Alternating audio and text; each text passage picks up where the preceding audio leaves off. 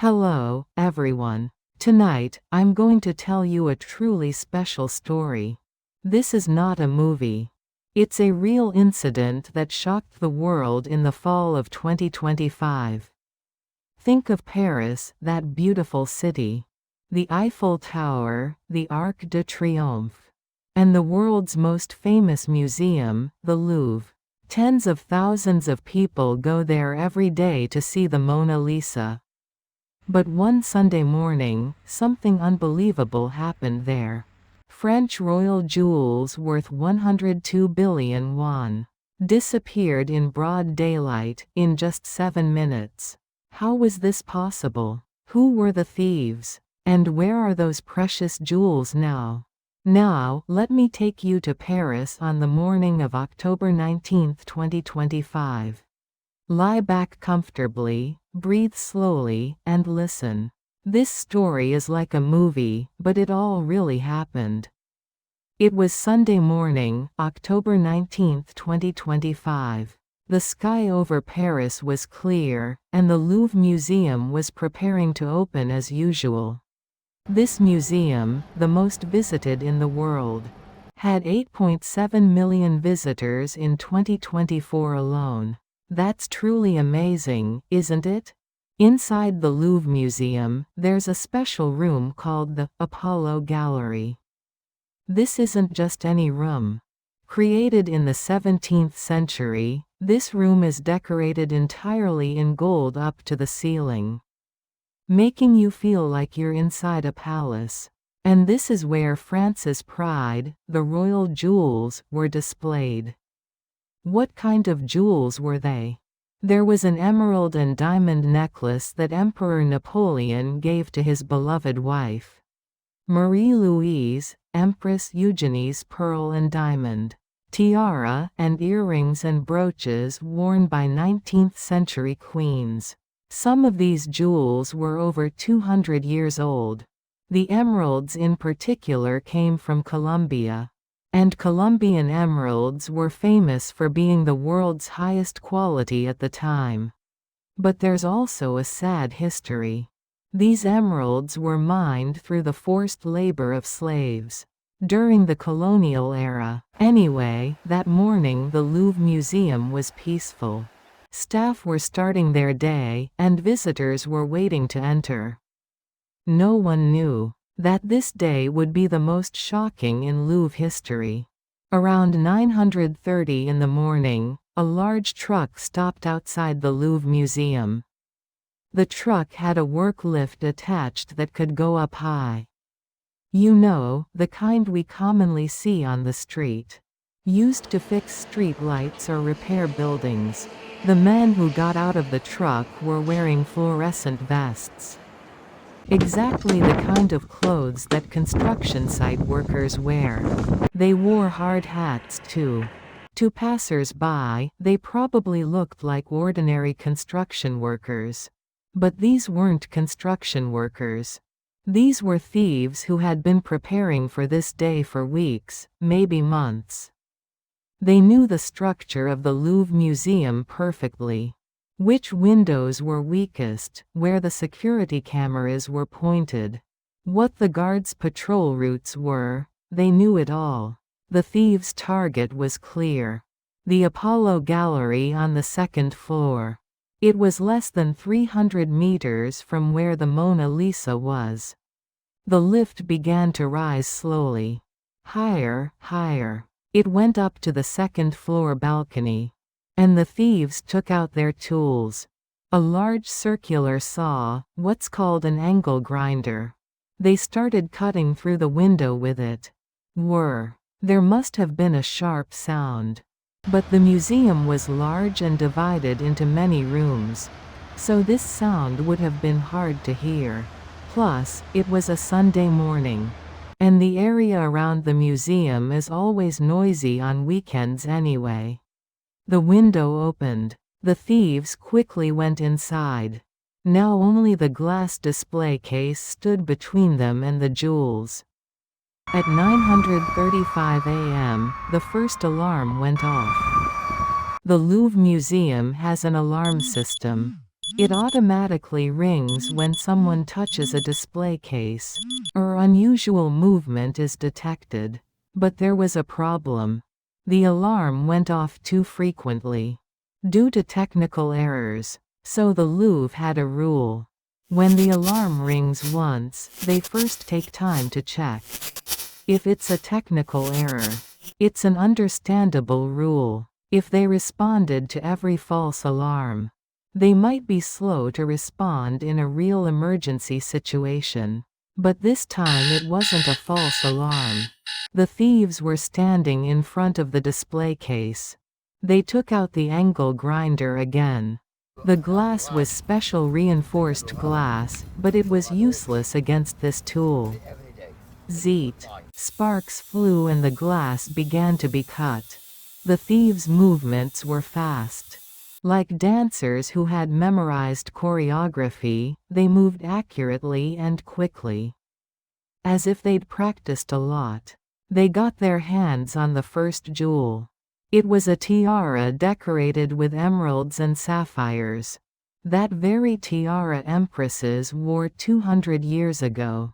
Second, third. The thieves began putting the jewels in their bag. At 9:36 a.m., the second alarm went off. Now it was certain. It wasn't a technical error. A guard called the police. France has a special emergency procedure called Ramses. It's used when jewels or valuables are in danger.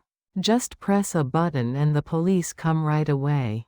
Without needing to explain, the police arrived in 3 minutes. It was really a fast response. But it was too late. The thieves were only inside the museum for exactly 4 minutes. 4 minutes. Less time than a bathroom break. In that short time, they stole 8 precious jewels. There's an interesting fact. There were more famous and expensive jewels in the Apollo Gallery. A 140-carat diamond called the Regent Diamond, alone, was worth over 51 billion won. The Hortensia Diamond and the Sancy Diamond were also incredibly expensive jewels.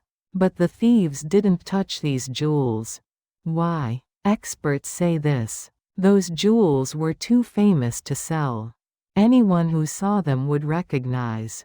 Oh, this is that diamond from the Louvre Museum. The thieves weren't fools. Outside the window, 2 accomplices of the thieves were waiting. On motorcycles. The 2 thieves who were inside the museum came out through the window. They came down on the lift. Inside their bags were jewels worth 102 billion won. As soon as the lift touched the ground, they got on the backs of the motorcycles. Vroom. With the sound of engines, the 2 motorcycles took off. As if they knew Paris's narrow alleyways better than anyone, they disappeared quickly, leaving the large truck at the scene. It must have been part of the plan. Motorcycles can escape through narrow streets. But a large truck can be blocked by police quickly. At 9:39 a.m., the police arrived at the Louvre Museum. But the thieves had already disappeared. What the police saw were empty display cases. Glass shards scattered on the floor, and only the lift left outside the window. The total crime time was exactly 7 minutes.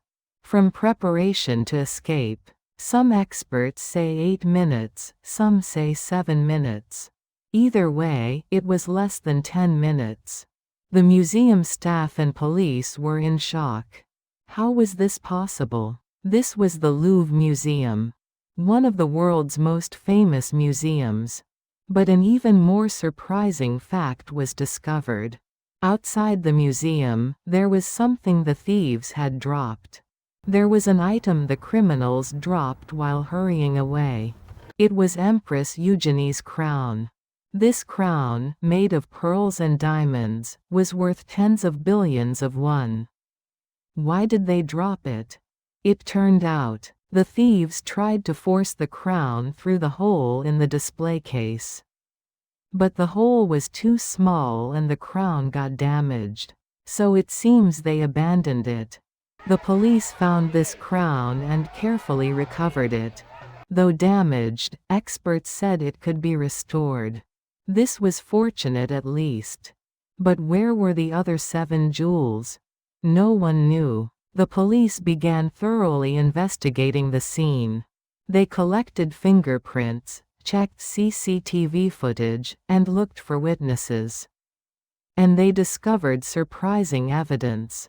DNA was detected on the display case. And DNA was also found on the motorcycles used for escape. Now the police just had to find out who the criminals were. The investigation team consisted of 60 people. France's best investigators gathered. Their mission was 1. Catch the thieves and find the jewels. Laurence Descartes, director of the Louvre Museum, was greatly shocked. On the day of the incident, she submitted her resignation to the Ministry of Culture, saying, "This is my responsibility." But the Ministry of Culture did not accept the resignation. Actually, Director Descartes knew about this problem, that there were many problems with the Louvre's security system. So a few months earlier, she had requested a security inspection from the Paris police. The police came and examined the museum. And they told her about areas that needed improvement. The problem was that the improvement work was still in the early stages. They were securing budget, making plans, and gradually proceeding. But the thieves came first. It was a really ironic situation. Like thinking, the lock on my house is old. I should change it tomorrow, and then a thief breaks in that very night. The investigation revealed shocking facts. First, CCTV cameras were only monitoring 39% of the museum. 61% was blind spots. What's more absurd is that the camera in the Apollo gallery was pointing in the wrong direction. It was like a camera just pretending to monitor. Second, computer security was terrible. In 2014, 11 years ago, a French cybersecurity agency had warned. The Louvre's passwords are too simple. The software is outdated too. But even 11 years later, it hadn't been properly fixed. Third, there was a shortage of personnel. The labor union had been complaining continuously. There are too few staff. There are many rooms but not enough people to monitor them. In 2024, 8.7 million people visited the Louvre. But security staff were decreasing. And one more interesting fact. Between 2003 and 2004, when renovating the Apollo Gallery, they removed the bars from the windows. And they never reinstalled them. For over 20 years, if those bars had been there, the thieves couldn't have gotten in. 1 week after the incident, the police moved. Saint-Denis, a suburb of Paris. Here, 2 men were arrested. One was a 34-year-old Algerian national, caught just as he was about to board a flight to Algeria at Charles de Gaulle Airport. The other was 39 years old and had previous theft convictions. How did the police find them? It was because of DNA. The DNA found on the display case and motorcycles matched theirs. But only 2 were arrested. 4 people committed the crime together. Where were the other 2?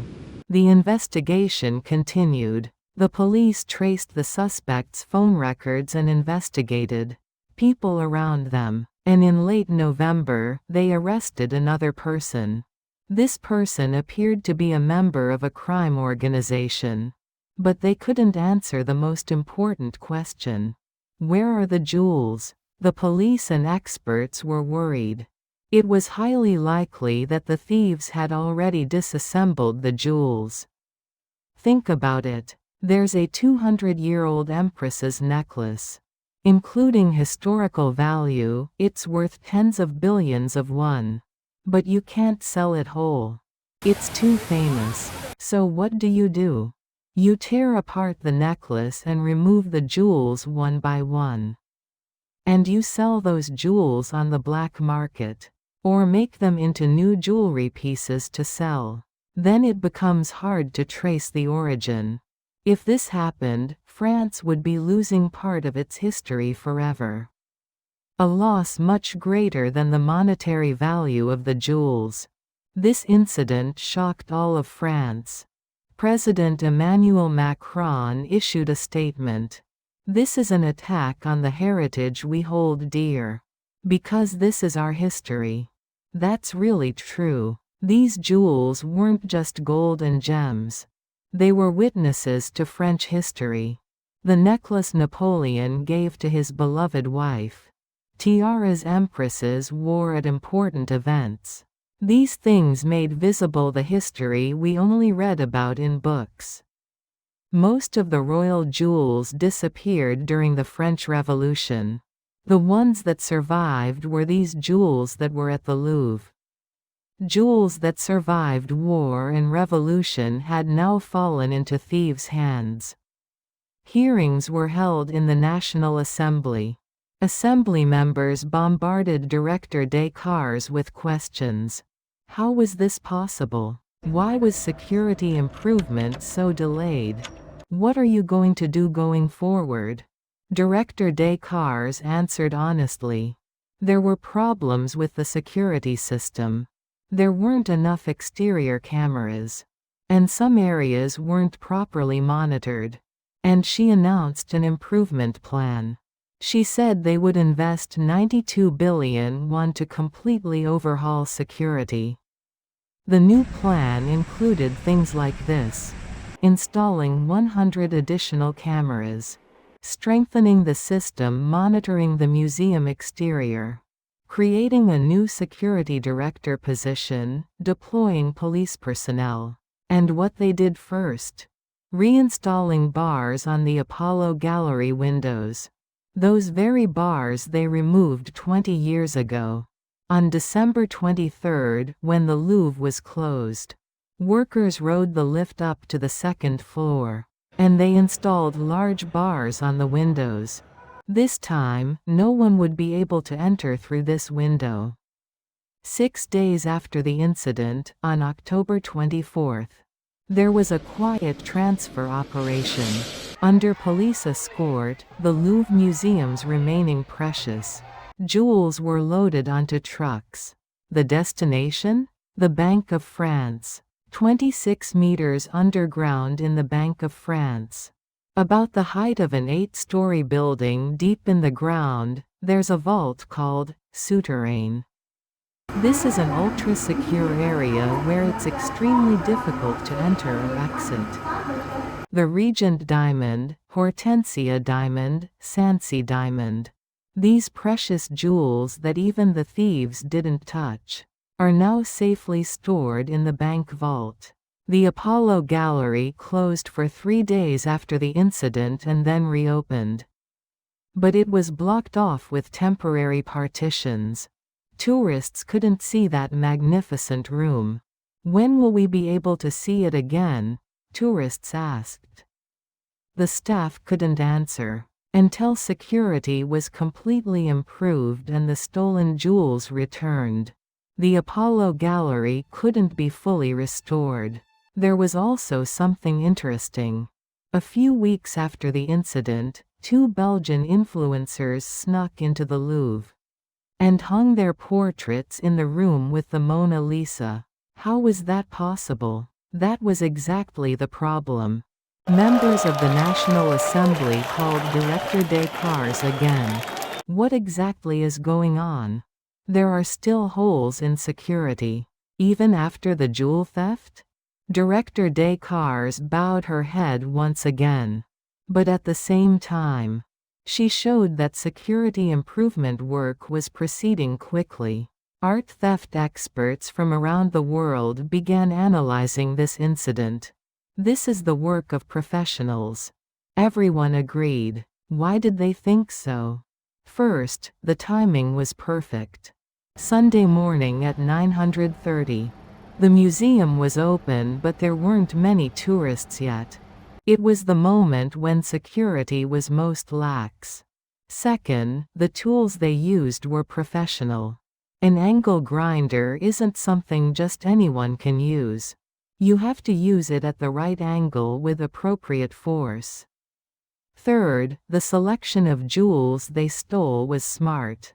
They didn't touch jewels that were too famous, because they couldn't sell them.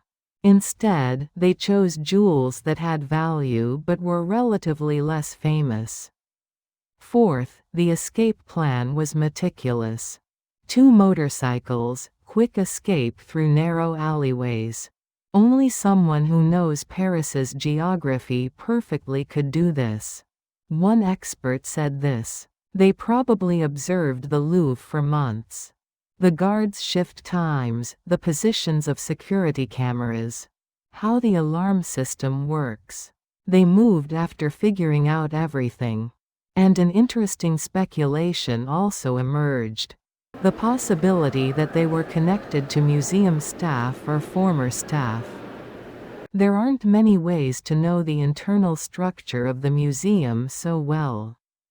The police investigated this part too, but haven't found decisive evidence yet. The Louvre incident set off alarm bells for museums worldwide. The British Museum in London, the Metropolitan Museum of Art in New York, the Prado Museum in Madrid. Everyone entered emergency security inspections. Is our museum safe? If thieves attack in the way they did at the Louvre?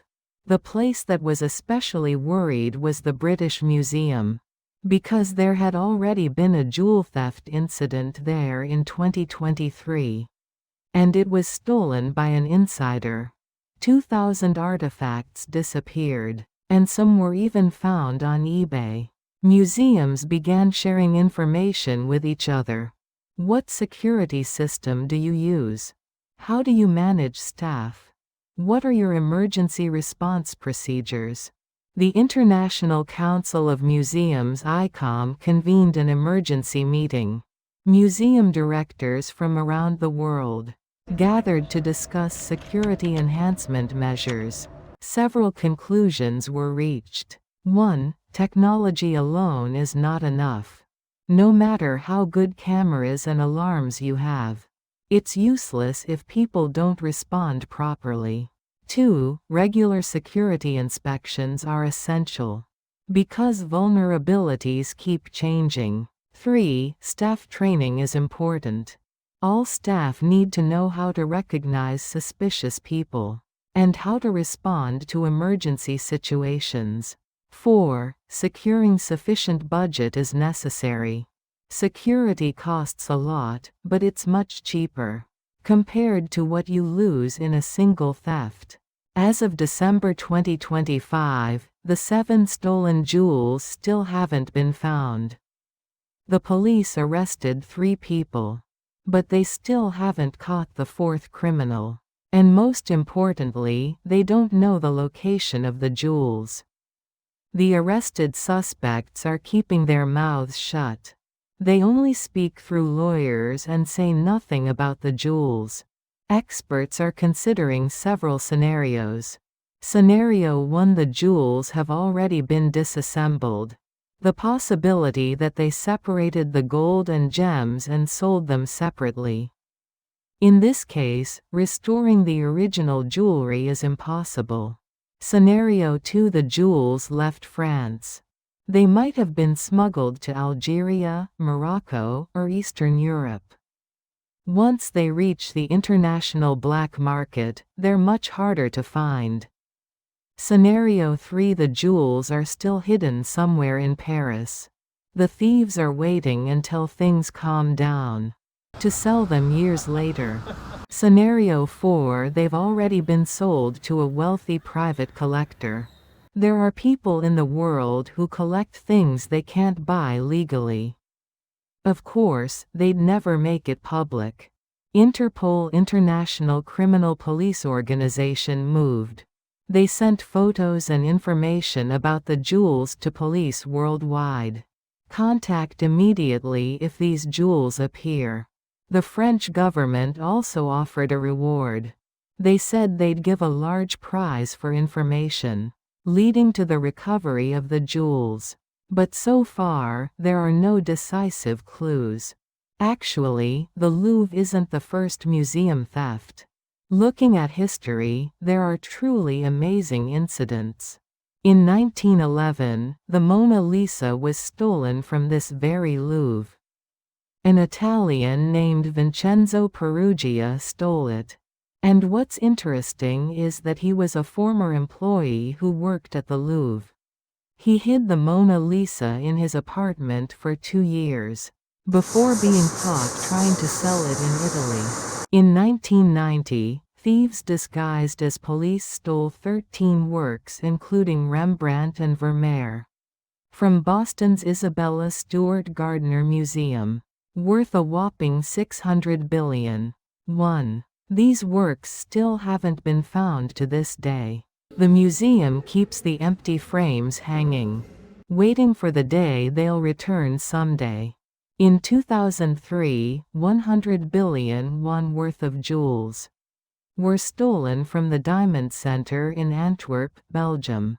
It's known to have been committed by an Italian crime organization called the Pink Panthers. What's the common thread in these incidents? Most took advantage of security gaps. Technology alone wasn't enough. Human errors, system loopholes, lack of preparation. These things gave opportunities to thieves. And one more thing. In most cases, the stolen items weren't completely recovered. Often only parts returned, or they disappeared entirely. Will it be the same for the Louvre's jewels? Will they never return? But it's too early to give up. Looking at history, there are also amazing recovery cases. In 2012, 7 works by Picasso, Monet, etc. were stolen from the Kunsthal Museum in Rotterdam, Netherlands, worth 100 billion won. The criminal fled to Romania, and the works were thought to be lost. But in 2013, Romanian police searched the criminal's house. And then, the works were hidden behind the ceiling. They all returned safely. In 2019, a 16th-century painting was stolen from Christ Church Gallery in Oxford, England. 6 months later, it was found in Ukraine. What do these cases show? If you don't give up until the end, miracles can happen. The Louvre Museum didn't give up hope either. Director Descartes said this to the press. "We believe the jewels will definitely return. French cultural heritage must return to France." The police investigation team is still investigating. They're tracing phone records, monitoring the black market, and contacting informants. International cooperation has also been strengthened. Not only Interpol but police from countries across Europe are sharing information, so that if jewels try to cross borders, they can be detected immediately. And technological advances are also helping. Nowadays, AI can monitor online auction sites to check if stolen items appear. You can also trace the origin of jewels using blockchain technology. The world learned a lot from this incident. First lesson: no matter how famous a place is, there's no perfect security. This is the Louvre Museum. The museum visited by the most people in the world. France's pride. Yet thieves stole jewels in 7 minutes. This teaches us humility. The moment you're complacent thinking, "We're safe," danger can come. Second lesson: prevention is more important than cure. The Louvre knew about security problems. They even had a police security inspection a few months earlier. But improvement was slow. In between, the thieves came. If the bars had still been on the windows? If the cameras had been properly installed? This incident could have been prevented. Spending 92 billion won to strengthen security versus losing 102 billion. One worth of jewels. Which is better? The answer is clear. Third lesson: criminals are smart too. These thieves weren't fools. They planned meticulously and executed professionally. We shouldn't underestimate criminals. We need to know that they also study, prepare, and watch for opportunities. Fourth lesson: cooperation is important. Museums, police, government, international organizations. When everyone works together, we can protect cultural heritage. We can't do it alone. Fifth lesson: the value of cultural heritage cannot be measured in money. 102 billion won. That's a lot of money. But the real loss is more than that. 200 years of history, stories of emperors and empresses, part of French culture. You can't buy these things with money. Now, everyone, it's time to finish the story. From 930 to 937 AM on October 19, 2025, what happened in just 7 minutes? The incident where 8 French royal jewels worth 102 billion won were stolen from the Apollo Gallery at the Louvre Museum. Even at this moment, the police continue to investigate. 3 suspects have been arrested. But the 4th criminal and 7 jewels are still missing. The Louvre Museum has changed. 100 new cameras have been installed, and bars have been put back on the windows. A new security director has been appointed, and police are permanently stationed. The Apollo Gallery will reopen someday. More safely, more beautifully.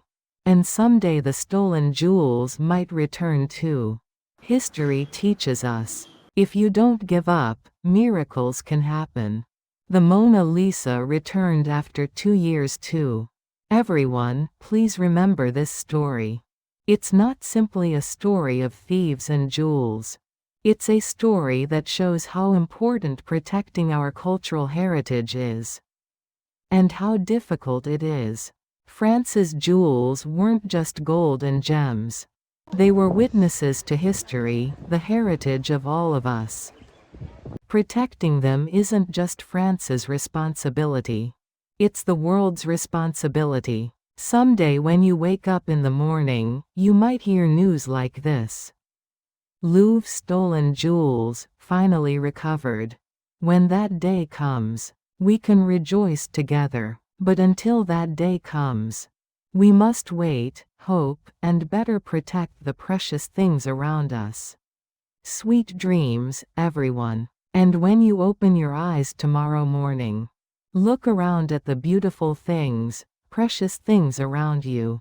Don't forget that protecting them is all of our responsibility. Sleep well.